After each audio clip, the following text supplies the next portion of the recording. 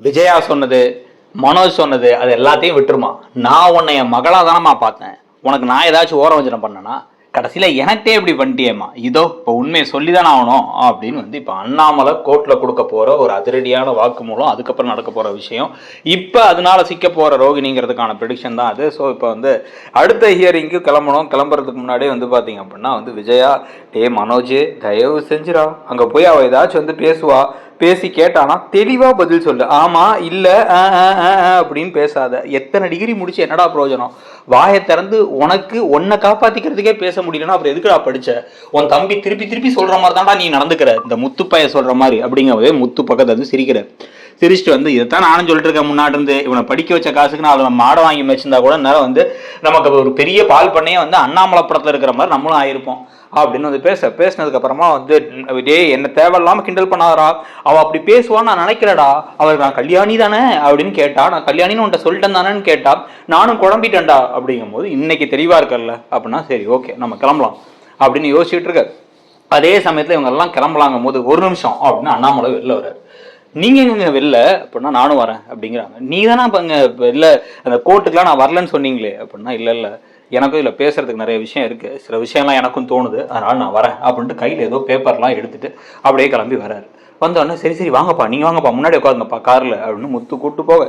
அதே சமயத்தில் ரோகிணியோட வீட்டில் ரோகிணியோட அம்மா வந்து கல்யாணி நீ தனியாக போக வேணாம் கல்யாணி, நாங்களும் வரோம் கல்யாணி அப்படின்னு வந்து சொன்ன உடனே நீ எதுக்குமா அங்கே வந்து அவங்க ஏதாச்சும் கேள்வி கேட்பாங்க, உன்னை பார்த்தோன்னே டக்குன்னு உன்னை ஏதாவது கேள்வி கேட்டால் மாட்டிப்பம்மா, நான் பேசாமல் ஒரு ஓரமாக இருக்கண்டி, நான் எதுக்குறீ நான் உள்ளே கூட வரல நான், ஆனால் வந்து உன்னை தனியாக ஒரு கோர்ட்டுக்கு போலீஸ் ஸ்டேஷனுக்கு நான் அலைய விட்டது எனக்கு கஷ்டமாக இருக்குது, நான் இல்லைனா பரவாயில்ல நான் தான் இருக்கேன்ல, நான் வரேன் என்ன நடந்தாலும் சரி என் பிள்ளை நான் தனியாக விட மாட்டேன் அப்படின்னு வந்து கிறிஷ் நீயும் கிளம்பி போகலாம் அப்படின்னா அவன் எப்படிமா அப்படின்னா அவன் இப்படி வேற எங்கே விடுறது, மகேஸ்வரி கூடயும் சண்டை, அதுக்கப்புறம் அந்த வித்யா கூடயும் சண்டை, வேற எங்கேயும் விட முடியாது, நம்ம கூட தான் வந்தாகணும், போ பரவாயில்ல உன்னை தனியாலாம் விட வேணாம் அப்படின்னு வந்து சொல்லிட்டு கிளம்புறாங்க.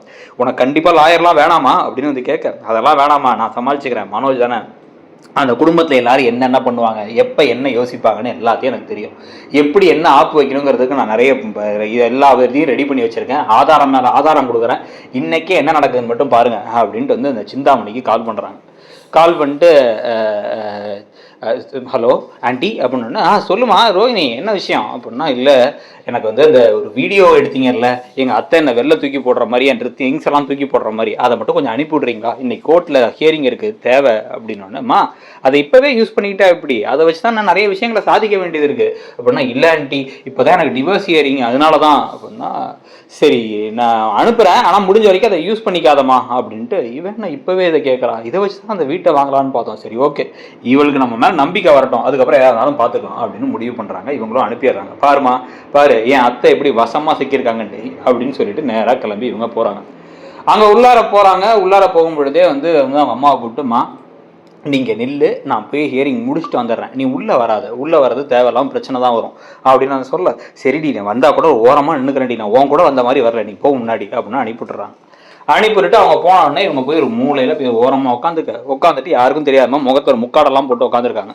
அதுக்கப்புறம் தான் வந்து இப்போ அண்ணாமலை விஜயா அத்தனை பேர் வந்து மனோஜ் இப்போ முத்து மீனா எல்லாரும் உள்ளார வந்த உடனே இப்போ கோர்ட்டில் வந்து இப்போ அந்த கிருஷ்ணா ஓடி வராங்க. ஓடி வந்து ஏங்க அன்னைக்கு பண்ண மாதிரி உங்கள் பையன் சொதப்பிட மாட்டானே, எப்பா என்ன அத்தனை டிகிரி முடிச்சிருக்காங்கிற அந்த பொண்ணு கேட்கறதுக்கு தெளிவாக பதில் சொல்லி தன்னை காப்பாற்றிக்கணும்னு கூட தெரியல, நீ எல்லாம் என்னப்பா அறிவோடப்பா படிச்ச அப்படின்னா, இல்லை மேடம் எப்பா இன்னைக்கு தெளிவாக இருக்கல்ல எல்லாத்தையும், இல்லை உனக்கு முன்னாடியே தெரியும்னா சொல்லிடு நம்ம வேற ஆங்கிள் ட்ரை பண்ணலாம் அப்படின்னா, இல்லை இவட கல்யாணம் ஆயிடுச்சு இவ பேர் கல்யாணிங்கிறதெல்லாம் எனக்கு இப்போ கல்யாணி பேய் பிடிச்ச மாதிரி என்ன நடிச்சா அவ்வளவுதான் அப்படின்னா, இதை பாரு இதெல்லாம் தெளிவா சொல்லணும், அவ பேச வரனா ஒரு நிமிஷம் அந்த பேச விடுங்க அப்படின்னு சொல்லிட்டு ஜட்ஜை பார்த்து எல்லாத்தையும் தெளிவா நீ சொல்லணும், நீ பேசாம வந்து அவ குறுக்க கேள்வி கேட்டா அப்படிங்கிறதுக்காக சொல்லாம வந்து நின்றுட்டு இருந்தா மாட்டிப்ப அப்படின்னு சரி அப்படிங்கிறாங்க. டக்குன்னு இப்போ அண்ணாமலை கிட்ட வந்துட்டு எனக்கும் கொஞ்சம் பேச வேண்டியது இருக்கு அப்படின்னு சொல்றாரு.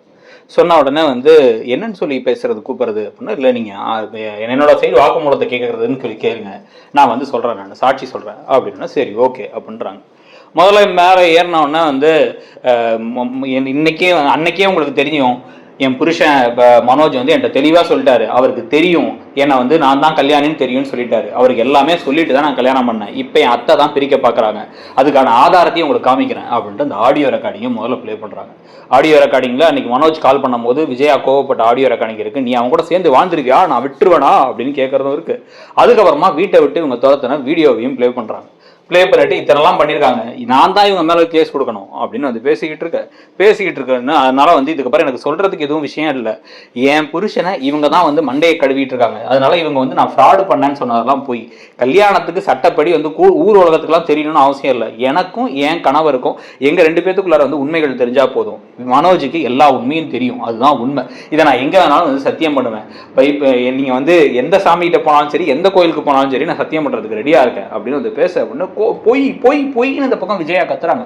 விஜயா அமைதியா இருங்க அப்படின்னு இந்த பக்கம் கிருஷ்ணா வேற சொன்னதுக்கு அப்புறமா எங்க சைட்ல வந்து அண்ணாமலை அப்படிங்கிறவர் வந்து பேச விரும்புறாரு. அப்படின்னு அண்ணாமலை மேல வந்துட்டு அவர் வந்து ஒரு நிமிஷம் ஜட்ஜுக்கெல்லாம் பார்த்துட்டு ரோகிணி அப்படிங்கிறார். ரோகிணி அப்படியே ஷாக்காக வந்து பார்க்க, நீ என்கிட்ட கேள்வி கேட்கணுமாமா, நான் சொல்கிறதுக்கு முன்னாடி கேள்வி கேட்குறேன்னா கேட்டுக்கோ அப்படின்ட்டு. இல்லை எனக்கு எதுவும் கேட்கறதுக்கு உங்கள்கிட்ட இல்லை அங்கிள் அப்படிங்கும் போதே வந்து டக்குன்னு திரும்பி, நான் வந்து ஒரு இன்ஜின் டிரைவராக இருந்தேங்க, உண்மையாக மட்டும் தான் வந்து நான் எப்பயுமே இருந்திருக்கேன், நேர்மையாக இருந்திருக்கேன். அப்போ என் வாழ்க்கையோட கடைசி நிமிஷம் வரைக்கும் நான் நேர்மையாக இருக்கணும் தான் நினச்சிருக்கேன். என் மகனுக்கே வந்து பொய் சொல்கிற பழக்கம்லாம் இருக்குன்னு தெரியும். நான் கூட இந்த பொண்ணு சொன்னோடனே சந்தேகப்பட்டேன், இந்த பொண்ணோட உண்மையெல்லாம் அவனுக்கு தெரியுமான்ட்டு. ஆனால் அவனுக்கு தெரியலங்கிறத அவன் அடிச்சும் சொல்கிறான். அதுக்கு ஏற்ற மாதிரியே நிறைய விஷயங்கள் நடந்துச்சு. இந்த விஷயம் தெரிஞ்சவொடனே கோவப்பட்டு வெளில அனுப்புறதுக்கு முன்னாடியே அவன் அந்த பையன் கிறிஸ்டின்னு சொல்லிட்டு ஒரு பையன் இருக்கான். அந்த பையன் தான் வந்து பார்த்தீங்க அப்படின்னா அந்த ரோகிணியோட பையன். அது தெரியாமல் அந்த பையன் எங்கள் வீட்டில் தான் வளர்ந்தான். எங்கள் வீட்டில் கொஞ்சம் ரொம்ப நாள் இருந்தான். இருந்த பொழுது கூட மனோஜ் அவன் மேலே விருப்பம் மட்டும் தான் காமிச்சிருக்கான். யாரோ பெத்த பிள்ளைன்னு நாங்களாம் இருக்கும் போதே அத்தனை தடவை அவன் சொல்லியிருக்கான். சொன்னது மட்டும் இல்லாமல் வந்து பார்த்தீங்க அப்படின்னா வந்து அந்த ஸ்கூலில் நடந்த விஷயங்கள், அந்த ஸ்கூலில் ஒரு பிரச்சனையாகி அந்த பையன் ஓடி போனது அப்படிலாம் நடந்தபோது கூட என்னோட 2வது மகன் தான் போனான். இவனுக்கு விஷயம் தெரிஞ்சிருந்துச்சு, இவன் மனப்பூர்வமாக ஏற்றுக்கிட்டு இருந்தாலும் இவன் தானே போயிருக்கணும். இவன் அந்த மாதிரிலாம் போகவே இல்லை. இது நான் மட்டும் சொல்கிறதுனால மட்டும் நீங்கள் நம்ப வேணாம். இதோ அந்த மூலையில் ஒருத்தவங்க முக்காடு போட்டு உட்காந்துருக்காங்கல்ல, அதுதான் ரோகிணியோட அம்மா. நான் உள்ள நுழையும் போதே பார்த்துட்டேன். அவனுக்கு கை காமிக்க ரோகிணி அம்மா திருன்னு முழிச்சு எந்திரிச்சு நிற்கிறாங்க. ஏன்னா அவங்களுக்கும் தெரியும் எல்லாமே உண்மை. அவங்கள கூப்பிட்டு, இந்த பொண்ணு வேணா பொய் சொல்றது வந்து பழக்கமா இருக்கலாம், அவங்க ஆனால் நியாயமான ஆள் தான். அவங்கள கூப்பிட்டு இப்போ மேடையில் நிற்க வச்சு சத்தியம் பண்ண சொல்லுங்க. ஒன்றும் நீங்கள் இதில் பைபிள் மேலே பகவத்கீதை மேலாம் வந்து சத்தியம் பண்ண சொல்ல வேணாம்.